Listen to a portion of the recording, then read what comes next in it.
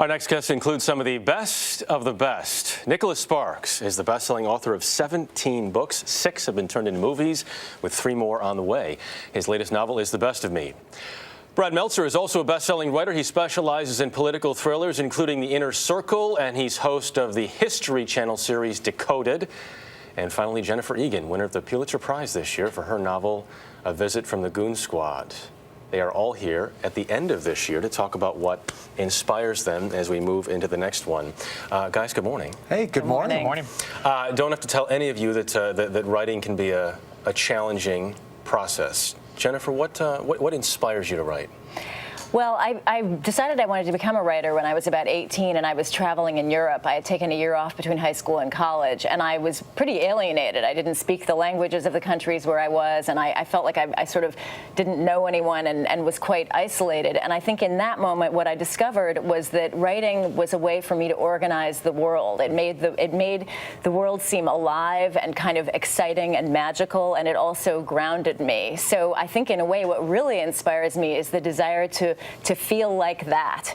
It's what really gives life meaning for me. And when you're not writing, you don't feel organized. I feel like something's missing. I feel like I'm just living this life instead of the second life that I also like to be living. I feel like I get a bonus. I get to live 2 lives. Brad, your inspiration? For me, let's be clear, my first book got me 24 rejection letters. There were only 20 publishers at the time, and I got 24 rejection letters. Some sent 2? It was some people were writing me twice to make sure I got the point.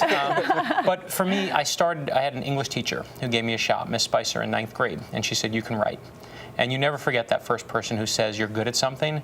And I went back when my first novel was published, and I knocked on her door, and she said, can I help you? And I said, my name is Brad Meltzer, and I wrote this book, and it's for you. And she started crying, and I said to her, why are you crying? She said, I thought I wasn't having an impact anymore. And I said, what are you talking about? You know, you had 30 students, we had 1 teacher. And for me, that's an inspiration. And I think of her every day. I think of my mother every day. My mom died a few years ago from breast cancer. And every day that I sit down to write, a few years ago when one of my books wasn't doing well, I thought my publisher had shut down. I didn't know if I was going to be able to continue anymore. And I called my mom scared, and I said, I'm terrified, Ma. And she said, you know, Brad, I'd love you if you were a garbage man. And she wasn't taking a crack at garbage man. My uncle was a garbage man. But she was saying, I'd love you no matter who you are.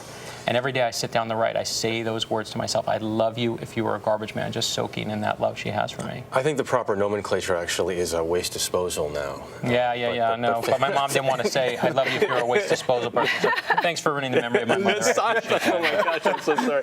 Nicholas, you've sold more than 90 million books at this point. Was there a point where you didn't know if you'd sell 1? Oh, yeah. Yeah, when you first head out. And that was always, I get a lot of letters from people who want to be writers, and usually they all say, how do you get an agent, or how do you get a publisher? And I say, those aren't the questions. The real question is, how do you get your novel to sell out of the store? How do you get people to know who you are and want to take a chance on what you're writing? And so I spent the whole year prior to the publication of The Notebook, you know, you have no idea whether it's going to sell or not, or whether I'll come up with another story or anything like that. You guys are certainly one of the most eclectic mixtures of authors that I've ever seen on one couch here. Jennifer, how do you decide what you're going to write about next? I usually begin actually with a sense of time and place more than anything. There's sort of an atmosphere that I'm looking for, and that's often my entry point. And I tend to write fairly unconsciously. I write fiction only by hand, believe it or not. And what I'm looking for is a kind of meditative state where I don't really know what's going to happen myself. I'm discovering it as it unfolds, and that's really how the characters in the story come along. And then I do a lot of editing and revising and work very systematically to shape it. But the big impulses are largely unconscious. Brad, how much is planned out beforehand? I wish I could plan everything. To me, the one rule is write what you love. Yep. And one time I got a letter from former President Bush Sr. and from former President Clinton saying they like my novels, and I said, you know what, if a president's going to take the time to write to me, I want to write about the president. And then what I was writing completely shifted and took place about them. A few years ago, my son was born, and I said, I want to write a book for him. And I wrote Heroes for my son, a collection of heroes. And it was probably not smart of me. I should probably just do thriller and thriller and thriller, because my editor wants me to do that. But to me, if you write what you love, you will always get the better material. You're more of a planner.